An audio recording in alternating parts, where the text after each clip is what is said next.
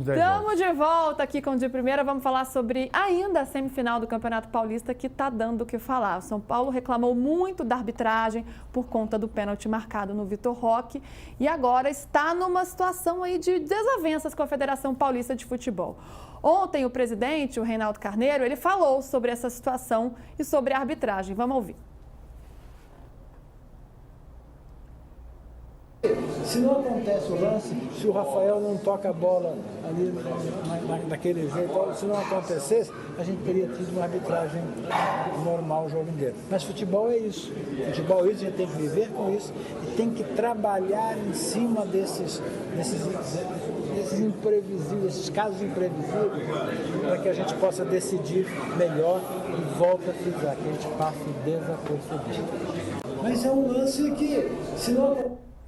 E essa declaração do presidente não pegou muito bem porque ele falou do goleiro Rafael, né? E aí a Federação Paulista de Futebol emitiu uma nota falando sobre essa situação. A nota diz: o presidente da Federação Paulista, Reinaldo Carneiro Bastos, concedeu entrevista na terça-feira em que lamentou a polêmica envolvendo o pênalti marcado na semifinal entre Palmeiras e São Paulo. Afirmou que o lance foi ocasionado por uma série de coincidências e mencionou o nome do goleiro Rafael do São Paulo. O que não pegou nada bem, tá? Isso aí é o que estou dizendo. E aí eles continuam na nota. Aspas para o presidente. Conversei com o Rafael por telefone e me desculpei pelo comentário infeliz ao citá-lo. Quero esclarecer que em nenhum momento quis atrelar a polêmica de arbitragem ao goleiro Rafael, a quem admiro e respeito muito o trabalho. Então, fecha aspas. Essa foi a declaração do presidente da Federação Paulista de Futebol. Ô, Hernan, como que essa declaração pegou dentro do São Paulo? E além disso, né, o que você trouxe de apuração para a gente já no All Sport, agora aqui no De Primeira, sobre o ofício que o São Paulo enviou à federação com duras críticas e fazendo muitos pedidos, solicitações, né? Como é que ficou essa relação agora da diretoria do São Paulo com a Federação Paulista? Bom, na terça-feira de manhã, logo cedo, a direção de São Paulo já tinha se reunido com o corpo jurídico do clube para elaborar esse documento. E o primeiro pedido era o áudio com as falas, as conversas do VAR com a arbitragem nesse lance do pênalti, né? Só que a Federação Paulista divulgou o áudio que a gente teve acesso, e vocês mostraram ontem aqui no De Primeira. E quando esse áudio foi divulgado e o São Paulo estava elaborando o documento, houve, assim, muitos questionamentos. Para falar o português bem claro, o pessoal ficou muito bravo, ficou bem pé da vida, né? Ficaram, assim, transtornados. Houve, assim, transtorno geral. Jogadores, diretoria, funcionários do São Paulo, com o teor do áudio, né? O teor do áudio causou revolta interna do São Paulo, mas uma revolta acima do tom. Então, assim, a elaboração do documento seguiu sem o pedido do áudio, porque ele já tinha sido divulgado, e aí o São Paulo coloca outras condições. O primeiro, punição, né, para os árbitros, né? E pedido, né, e colocando a Federação Paulista como omissa no documento, colocando a Federação Paulista como num lugar de omissão, nesse sentido, de não se posicionar.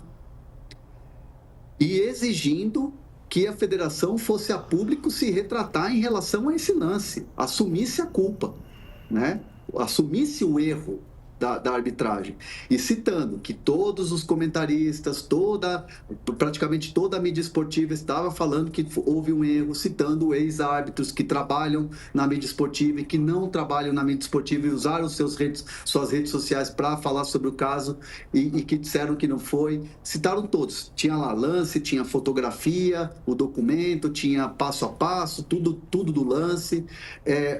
Estava escrito também o fato da arbitragem pedir lance invertido e paralisação de câmera na hora do choque, que foi muito mais um choque, segundo o documento, do Vitor Roque no Arboleda do que do Arboleda no Vitor Roque, para tentar induzir o torcedor, para mostrar que de fato foi pênalti, mas não foi, que o Arboleda tenta tirar. Então, assim, é um documento extenso de 5 páginas e no final pede-se punição aos árbitros, que esses árbitros nunca mais apitem jogos do São Paulo no Campeonato Paulista, e o São Paulo iria rever a sua participação no Campeonato Paulista do ano seguinte, né?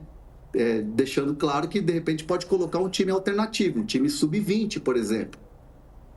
E aí, colocando também que o São Paulo foi lesado na questão esportiva, né, com esse resultado, né, que fez a diferença, e também na questão financeira, porque o São Paulo deixa de receber uma premiação por estar na final e ter a chance de ser campeão, que aí seria uma outra premiação.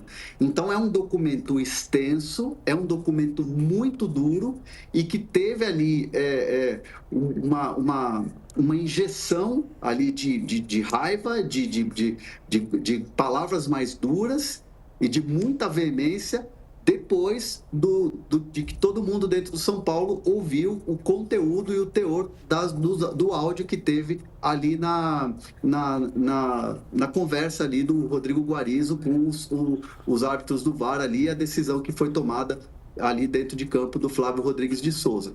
Então, o São Paulo também exige uma resposta formal da Federação Paulista de Futebol a esse documento que foi enviado ontem. Vamos lá, por partes. Primeiro, o Renato Bastos cometeu um erro grave ontem, depois de 40 minutos de entrevista. Ele fez uma brincadeira e foi infeliz. O Felipe Espíndola, assessor de imprensa do São Paulo... É porque o goleiro do time não pode ser responsabilizado pelo erro da arbitragem. Claro. O Felipe Espíndola, a assessoria de imprensa do São Paulo, procurou a assessoria de imprensa da federação e ficou combinado que eles iam conversar. O Rafael telefonou para o Reinaldo Candido Bastos antes de acontecer o oposto e o Reinaldo pediu desculpas para o Rafael. Falou que tinha cometido um erro, admitiu que tinha cometido um erro e pediu desculpas para o Rafael. Logo depois, a federação divulgou a nota com um pedido de desculpas formal do presidente da federação, que cometeu um erro grosseiro. Mas admitiu o erro, né? Eu estou ouvindo muito a palavra prepotência. E, às vezes, quando você admite o erro e pede desculpas, você pode se acusar de uma série de coisas, mas não de prepotência. Então, houve o pedido de desculpas formal, porque entendeu-se que houve um equívoco. Acho que a questão do VAR... Primeiro, o Carlos Belmonte, anteontem, no jogo, depois do jogo, disse o VAR parece que não estava aqui. Aí, no dia seguinte, saiu o áudio do VAR. Então, o VAR estava ali. Aí a gente pode discordar, como eu discordo da posição do VAR. Eu acho que não foi pênalti. Mas a partir daqui existe uma série de variáveis. É um lance em que o árbitro estava num posicionamento correto, porque ele estava saindo da defesa para o ataque, e com a bola ia sair da defesa para o ataque do São Paulo. Embora ele estivesse distante do lance. Estava distante, mas não tinha nenhum jogador na frente dele. Então ele tinha o campo de imagem. O Patrício Lostor, diretor de árbitros da federação, é pela arbitragem de campo. E que o VAR auxilie. O VAR auxiliou e o VAR entendeu que, pelas câmeras que ele viu, ele entendeu que era um lance de interpretação. Por isso, o Reinaldo Candido Bastos ontem disse, a federação se posicionou sim. Você pode discordar do posicionamento da federação, mas a federação se posicionou. O Reinaldo Candido Bastos falou ontem por 50 minutos e disse: é uma interpretação de acordo com a nossa comissão de arbitragem, disse o Reinaldo, plausível. Ele usou esta palavra, plausível. Que tem um erro de arbitragem, tem um erro de arbitragem. O terceiro ponto, que aí a federação diz isso.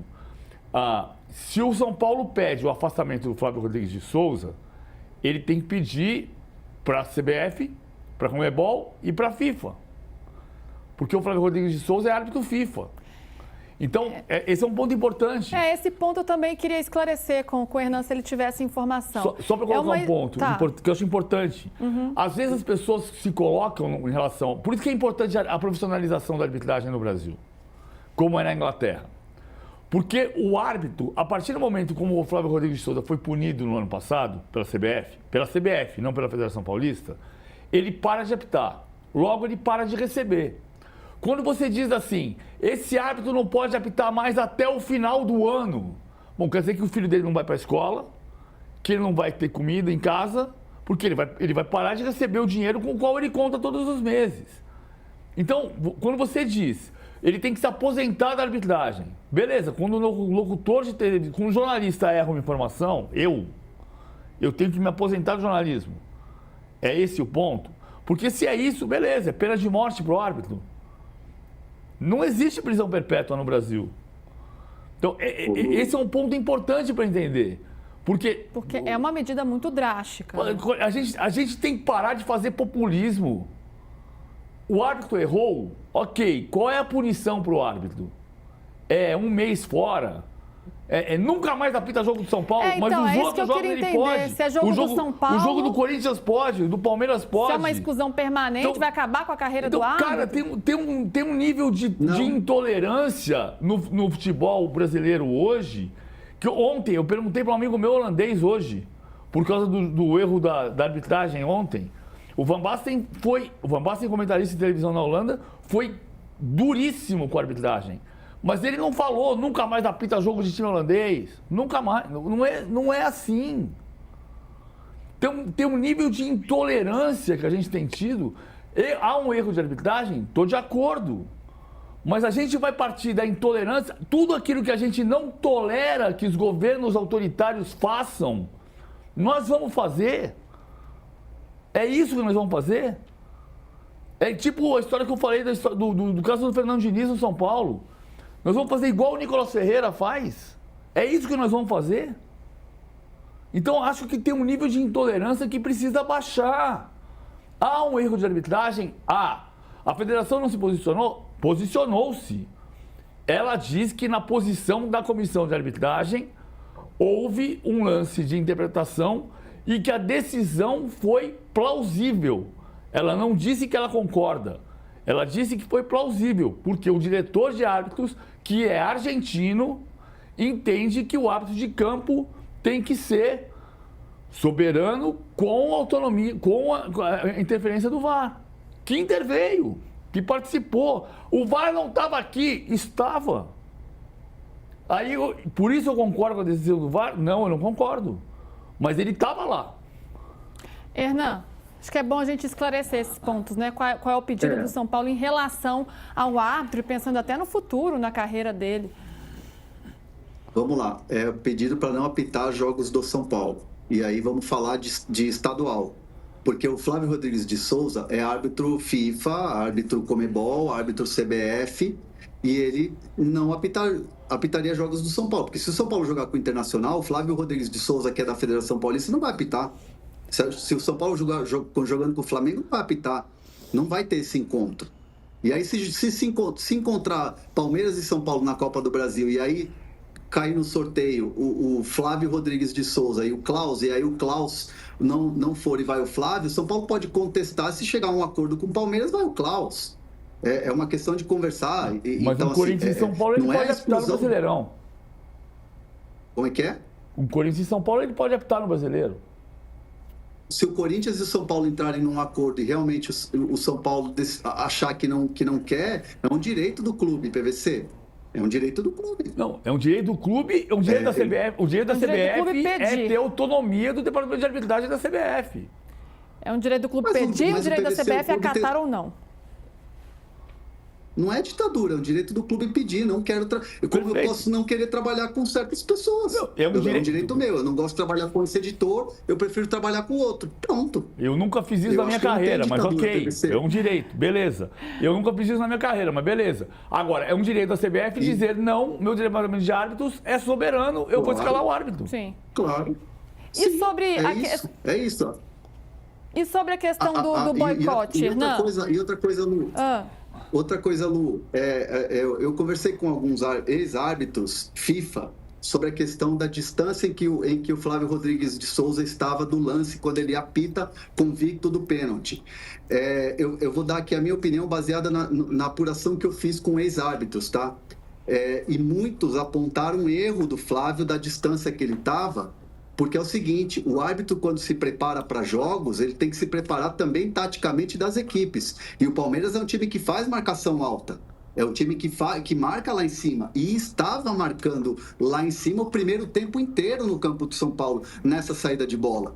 Então, assim, quando ele corre quase para o meio campo, ele está correndo um risco porque ele sabe que o Palmeiras está lá em cima. Então, ele assume um risco. A distância que ele está é um risco que ele assume do trabalho dele. Contraponto. Ele está a 25 metros. Ele está a 25 metros, porque o campo tem 105. Então, metade do campo tem 52,5. Se ele está na intermediária, ele está a 26 metros da linha de fundo. A bola não está na linha de fundo, mas também não está em linha reta. Então, assim, o que está acontecendo aqui? Ele está saindo porque a bola pode ser retomada e ele assume um risco, mas, por outro lado, ele assumiria outro risco se a bola fosse lançada pelo Rafael. E aí ele estaria num caminho que ele está no meio. Ele não está... As pessoas falam assim, ele está a uns 30 metros. Bom, vamos ser precisos. O campo, a metade do campo tem 52,5 metros. Então ele não está a uns 30 metros. Porque tem 52,5 metros do gol até o meio do campo. Então ele está a aproximadamente 23 metros de distância da jogada. 22 metros de distância. Não tem uma precisão. Se alguém fizer uma régua, vai fazer. Mas são 52 metros do gol que a gente está vendo ali, e a bola não está na linha de fundo, até o meio do campo. Essa conta, ela precisa ser feita. Se ele tivesse na risca da grande área, de frente para a jogada, e a bola fosse lançada pelo Arboleda, e saísse um pênalti na outra área, ele estaria bem colocado? Aí é o físico dele. E aí o teste físico que ele passa... Mas ele tem que estar preparado para as situações do jogo, né? Ele não tem que estar na risca da grande área. Porque a bola vai sair dali. É discutível o posicionamento, mas o fato é que ele tá... Essa imagem, ela é muito boa, porque ele não tem nenhum jogador na frente dele. Mas independentemente disso, o VAR analisou. Levou em conta o posicionamento dele, levou em conta o erro eventual do posicionamento dele e analisou a jogada. Ontem eu ouvi uma frase que eu acho um absurdo, que a gente começa a graduar erros da era do VAR. Este foi o maior erro da era do VAR. Não, desculpa. O maior erro da era do VAR foi Arsenal e Bayern de Munique no ano passado. Que o Glenn Nyberg, sueco, olha o Raya tocando a bola pro Gabriel Magalhães. O Gabriel Magalhães se abaixa no meio da grande área, a bola em jogo, pega a bola com as duas mãos, põe no chão e cobra de novo. E o árbitro arregala o olho e o VAR não intervém. Não há a menor dúvida que o maior erro da era do VAR, do futebol da era do VAR, foi Arsenal e Bayern. O cara pega a bola em jogo com as duas mãos no meio da grande área. E ninguém acusou o Glenberg de desonestidade. Ao contrário. Isso faz parte da nossa cultura. Benfica e Mônaco nas oitavas de final, mata-mata desta Champions League, um ano depois, o Glenberg apitou. Sim. Ele foi escalado. Isso é uma cultura do futebol brasileiro que eu acho muito nociva. Acho que o árbitro, ele geralmente fica no elo mais fraco aí. Mas se o árbitro errou, claro, ele tem que ser penalizado por isso. E tem o lance também do apito dele. Ele apita antes do lance terminar, né? Sim. Que isso também, pelo menos na minha visão, é um erro claro. A gente vai para o break agora, a gente já volta. Daqui a pouco eu quero saber sobre o boicote. Se o São Paulo pode sofrer alguma sanção por isso, alguma punição, ou se tem algum tipo de contrato com direito de TV, por exemplo. Hernan vai explicar isso pra gente. A gente vai para o break rapidinho. Ficaremos no YouTube e já voltamos com o de primeiro. Estamos no break agora, hein? Vou pegar a minha aguinha aqui. Mas muita gente comentando aqui, ó. Tem um superchat, PVC, para você, do Vitor de Menezes. PVC, onde está o árbitro Jean-Pierre, que era conhecido pelo apelido de Van Diesel, que o Palmeiras pediu a cabeça e nunca mais apitou nada?